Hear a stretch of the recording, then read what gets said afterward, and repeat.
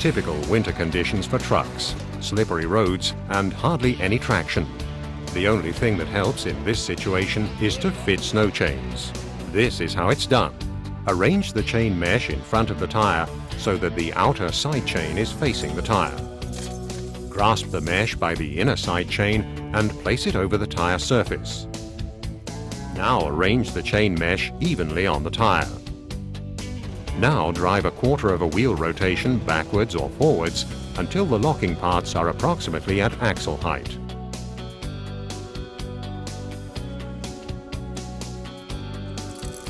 Then fasten the inner side chain. The specially shaped attachment hook makes it easier to hook in.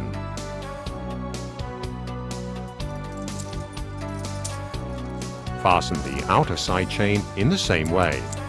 The chain mesh is tensioned on the tyre by tightening the tensioning chain, which runs through the pull-through eyelets. Pulling again helps achieve the correct tension. Hook the next available link of the tensioning chain into the fastening and close the hook. The loose end of the tensioning chain is hooked in with the fastening hook.